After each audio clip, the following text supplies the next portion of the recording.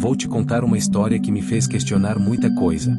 Eu estava na dúvida se deveria compartilhar isso, mas depois de algumas semanas sem nada acontecer, decidi mandar tudo pro ar. Primeiro, um pouco de contexto. Eu trabalho como guarda florestal na Reserva Natural Estatal Barguzinski, perto do Lago Baikal. Nos últimos anos, descobri que o Lago Baikal é um lugar muito, mas muito estranho. Então, aqui estão algumas das minhas experiências. Começarei com algumas esquisitices. Além dos anéis de gelo, do fenômeno Baikal Zen, e de veículos, animais e pessoas presos no gelo, há outras coisas estranhas, como navios desconhecidos aparecendo em dias de neblina. Lembro-me de ter avistado alguns navios não identificados no meu tempo e ouvi histórias de embarcações com aparência muito antiga que surgiam na neblina. Outra coisa assustadora que acontece é o aparecimento de animais mortos na margem. Isso não é incomum, mas alguns dos animais aparecem completamente ocos. De peixes a pássaros, até focas. Coisas realmente estranhas então. Vamos para as coisas realmente interessantes, dignas de um Green Test. Imagina só a cena. Eu, com uns 9 ou 10 anos, e meus amigos, a gente estava lá, de boa, no inverno. No inverno, o Lago Baikal congela completamente, então a gente estava andando no gelo. Estávamos curtindo quando um dos meus amigos nos chamou. Ele estava agachado, olhando fixamente para o gelo. Apontou e nos disse para olharmos. 2 marcas estavam pressionando o gelo. Pareciam ventosas, mas com dedos. Elas começaram a se mover, então a gente seguiu. Continuamos seguindo até que ouvimos um estalo. Na maioria das vezes, o Baikal é bem seguro para andar no gelo, mas é melhor prevenir do que remediar, então paramos. As marcas continuaram. Então o gelo se abriu. 2 pernas enormes saíram do gelo. Elas sugaram o gelo, e uma criatura se ergueu da água. Essa coisa parecia um cruzamento entre uma lagosta e um mosquito. Andava apenas em 2 pernas e tinha uns 3 ou 4 metros de altura. Assim que a vimos, corremos como o diabo. Eu escorreguei no gelo feito um idiota. Meus amigos me abandonaram. Valeu, amigos. Achei que ia morrer. Mas a coisa simplesmente passou e seguiu em frente. Cheguei em casa chorando rios. Tentei explicar, mas não consegui. Meus pais me deram uns tapas e disseram para eu não ir a um lago congelado sem supervisão. As pessoas geralmente relatam ver algo semelhante no norte do Baikal. Cor escura, 2 pernas, boca de palha, crustáceo. Acho que já recebi cerca de 7 relatos parecidos. Em serviço de vigia, pode ser que eu tenha visto essa coisa em algumas ocasiões. Mas sempre estava longe demais para realmente distinguir. Incidentes no trabalho. A primeira coisa estranha que aconteceu no trabalho foi um barco que desapareceu. Ele reapareceu cerca de uma semana depois. Fomos investigar. O barco estava completamente vazio. Então ancoramos enquanto a equipe de busca procurava por sobreviventes. Eu estava por ali quando o cara que estava de olho no barco chamou pelo rádio. Tem um intruso no barco. Fomos verificar. Tinha um cara com um chapéu, só de boa no barco. Mas o sujeito era muito estranho. Era como se ele nem fosse totalmente sólido. Meu colega de trabalho tentou se aproximar do cara. O sujeito simplesmente se dividiu em vários pedaços e todos pularam na água. Foi um momento de mas que porra é essa? Nos últimos 20 anos, houve 2 casos estranhos. Em 2001 e 2013, corpos foram encontrados na margem com marcas muito estranhas. Seus vasos sanguíneos estavam muito escuros. Seus olhos estavam acinzentados. E seus músculos estavam muito tensos. No primeiro caso, a perícia nos disse que foi apenas afogamento e exposição. Na segunda vez, tivemos dificuldade até para contatá-los. Eventualmente, eles voltaram com o mesmo resultado: afogamento e exposição. O problema é que essas pessoas eram incrivelmente experientes em suas áreas. Outra coisa foi que o segundo cara foi dado como desaparecido 2 semanas antes de o encontrarmos. No entanto, seu corpo estava em perfeitas condições. O mistério dos corpos e a água-viva rastejante. Há cerca de 2 meses, recebemos um relatório de um corpo que apareceu na margem. Fomos verificar. Era uma pessoa idosa que bateu a cabeça de alguma forma e se afogou. Sua pele estava pálida e seus vasos sanguíneos se destacavam. Eu podia dizer que ele não morreu como os outros 2, mas a aparência dele me lembrou deles. Apenas para deixar claro, ele não morreu da mesma forma que aqueles 2. As diferenças claras eram sinais de decomposição, seu corpo relaxado e seus olhos com cor. Comentei a semelhança com meu colega de trabalho. Ele não sabia sobre isso, então prometi contar a ele mais tarde. Nos encontramos em um café local depois. Estávamos conversando sobre os casos. Então fomos interrompidos por um velho. A gente o chama de Starik. Por muito tempo, eu presumi que ele era apenas um esquizofrênico. O cara é muito sujo, resmunga sozinho, não tem amigos nem família. Passa a maior parte do tempo na margem, fazendo anotações. Ele não é violento, mas a maioria das pessoas o consideram incômodo. Então ele interveio e perguntou instantaneamente se os olhos deles eram cinzas. Eu disse, sim. Starik pulou de excitação. Isso ficou estranho, então nos preparamos para sair. Starik nos perseguiu e perguntou se eles estavam se decompondo. Agora eu estava intrigado. Então dei a ele o benefício da dúvida e o deixei falar. Starik então começou a desenrolar a história. Vou retransmitir as palavras dele em tópicos. A coisa responsável por essas duas mortes é chamada de água viva rastejante. Ela pode filtrar oxigênio tanto do ar quanto da água. Seus tentáculos produzem um adesivo que a permite rastejar em terra. Também produz um veneno insanamente forte. Ele age destruindo completamente as células sanguíneas, e a menor concentração pode ter efeitos desastrosos no corpo. O veneno que essa água viva usa é 84% puro. O efeito do veneno escurece o sangue e destrói a pigmentação dos olhos. Também funciona como um antibiótico incrível que pode preservar o corpo por mais de um mês. A reação química entre o veneno e a água enrijece os músculos. Eles são exclusivos do Lago Baikal. Costumavam ser um grande problema durante a primeira metade do século XX. Após a Segunda Guerra Mundial, o governo decidiu usar cianeto para exterminar suas populações. Isso envenenou o abastecimento de água, mas foi acobertado. Ele prevê que a população atual está na casa dos 2 dígitos. Depois disso, fiquei um pouco surpreso. Enquanto Starik falava, um cara mandou ele calar a boca e sumir. Starik foi embora, mas eu estava muito interessado em saber se ele tinha mais a compartilhar. Depois de uma semana, meio que esqueci o assunto. Então avistei Starik fazendo anotações durante minha patrulha. Aproximei-me dele e perguntei o que estava acontecendo. O cara quase pulou da pele quando fiz isso. Perguntei se estava tudo bem. Ele me disse sim com a voz trêmula. Então perguntei sobre o sujeito que o expulsou outro dia. Ele me disse que não era nada. Então perguntei se ele poderia me contar mais sobre aquela água viva.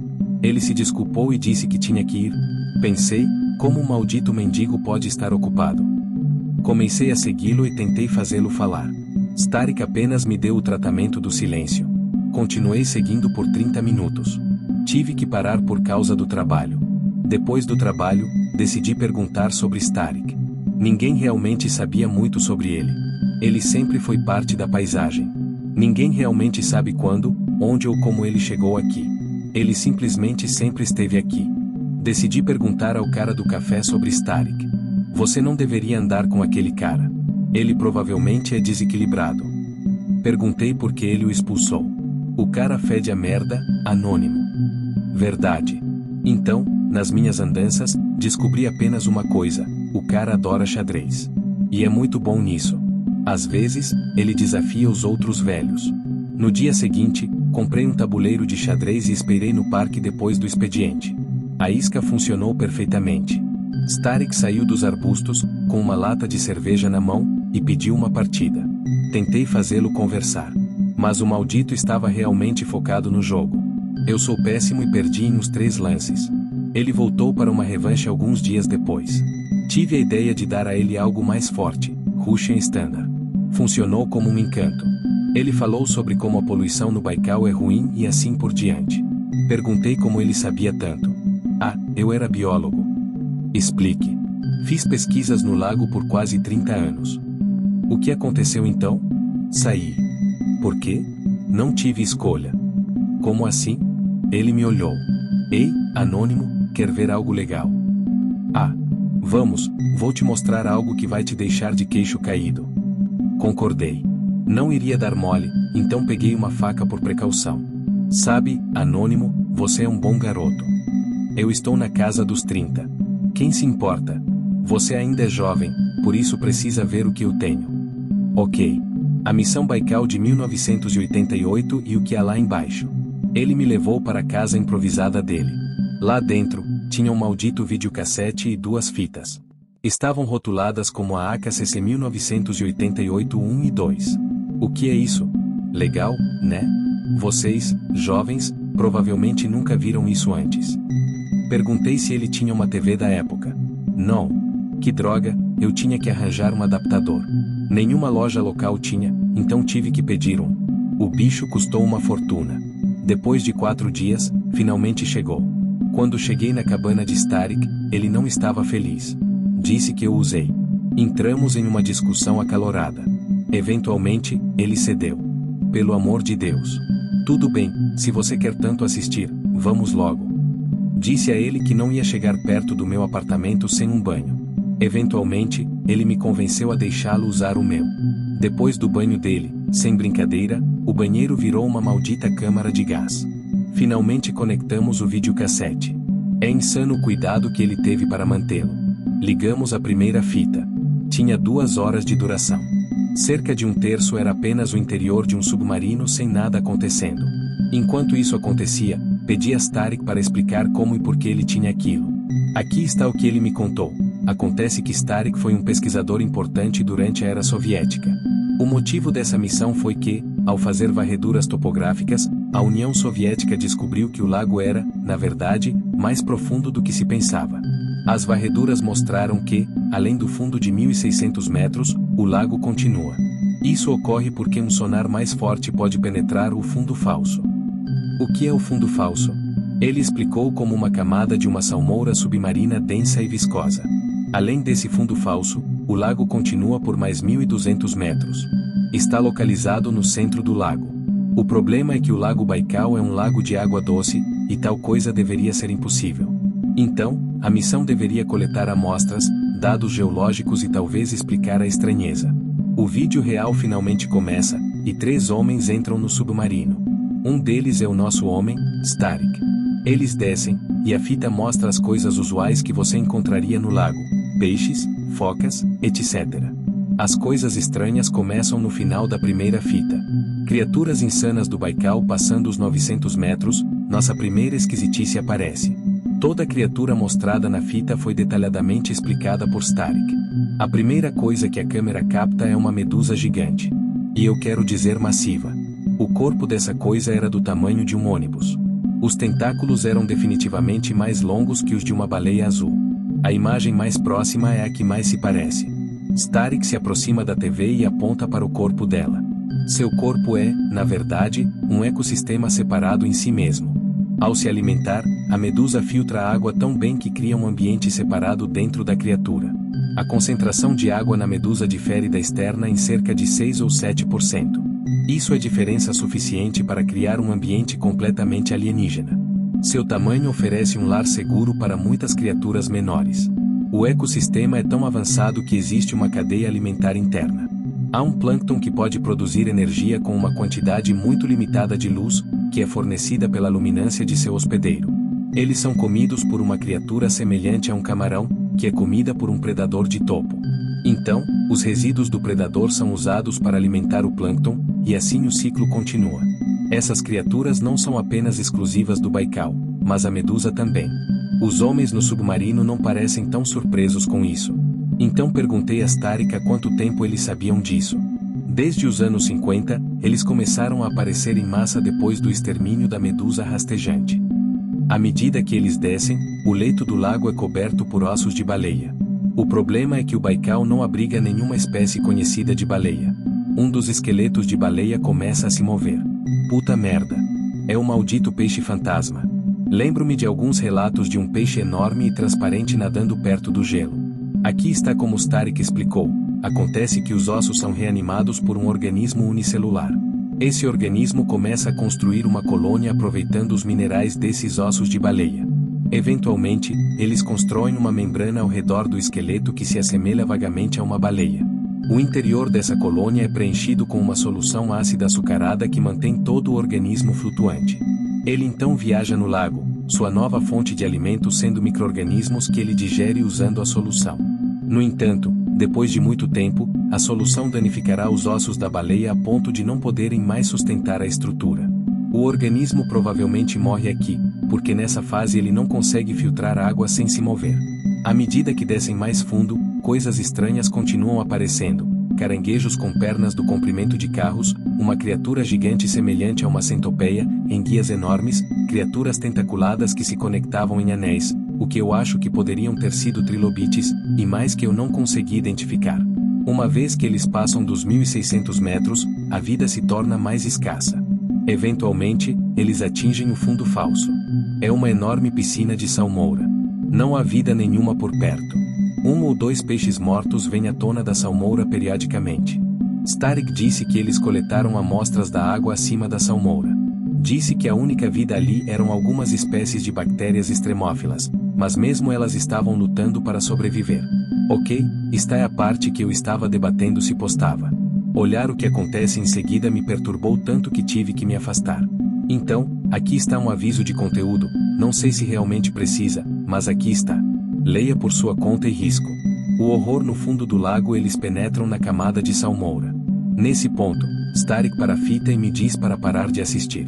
Pergunto por quê, mas ele me ignora e vai tirar a fita. Tento impedi-lo, mas ele pega a fita, e só aquela fita, e sai correndo. Por uma semana, peço a ele para me deixar terminar. Ele constantemente me recusa. Minha curiosidade foi maior. Eu sabia que Starik não era um cara vigilante. Então, quando ele saiu para uma de suas caminhadas regulares pela margem, fui até a cabana dele e peguei a fita.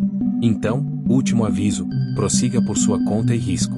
Eles descem 300 metros abaixo da salmoura. O sonar deles capta algo massivo. Eles estimaram que tinha quase 2 quilômetros de comprimento. Então aparece na tela. Aquela maldita serpente. Serpente nem é uma boa forma de descrever sua forma. Apenas a presença dela ferrou com o sonar, as câmeras e a tripulação. A tripulação inteira passou uns 10 minutos apenas gritando e enlouquecendo. Seus olhos encaravam diretamente a câmera. E não importa onde eu estivesse, os olhos dela me seguiam. Enquanto assistia, senti uma sensação estranha. Era como se eu soubesse que o que eu estava olhando era maldito e maligno. Tudo nela estava errado. Com o tempo, um dos tripulantes conseguiu se controlar e mandou o submarino subir. Depois que a fita terminou, pude ouvi-lo. Era uma sensação na parte de trás da minha cabeça. Estava me chamando para o lago, para ele.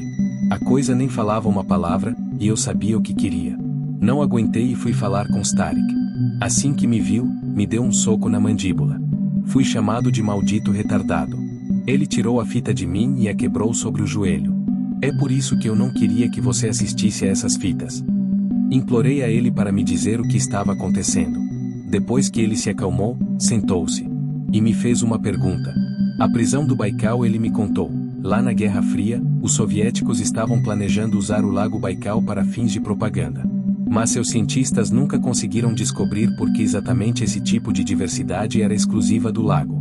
E não é que os americanos tivessem algo a esconder. Se não conseguiram esconder a bomba nuclear, então tudo estava em jogo. Eles cruzaram referências de todos os mares, oceanos, lagos, rios e poças e descobriram que mais de 60% da vida do lago Baikal não era encontrada em nenhum outro lugar. Por que isso? Starik acredita que é aquela coisa que atrai vida para si. Por alguma razão, ela atrai vida para si mesma. Embora a melhor pergunta seja, por que essa coisa está lá em primeiro lugar? Ele diz que é porque deveria ser uma prisão. Pense bem, por que o Baikal não mudou em mais de 25 milhões de anos? Por que existe uma camada de salmoura de 1 quilômetro de profundidade em um lago de água doce? Seja alienígenas, deuses ou algum fenômeno natural, essa salmoura está mantendo presa e todo o resto fora. Depois que a missão fracassou, Starik decidiu sair e roubou a única filmagem existente daquela missão. Ele tentou conseguir um emprego, mas desde então foi colocado na lista negra para conseguir um. Então, ele permaneceu aqui. Não sei por que ele escolheu manter aquela fita, mas pelo menos está destruída agora. O impacto do Baikal. Eventualmente, eu não aguentei. Aquela coisa ferrou com minha visão, meus sentidos e até minha fala. Então fui forçado a me mudar para a casa da minha irmã em Chelyabinsk. Parece que a proximidade do lago é o que me afeta. Ainda tenho pesadelos e outras coisas de vez em quando, mas não sei se é psicológico ou é aquela coisa.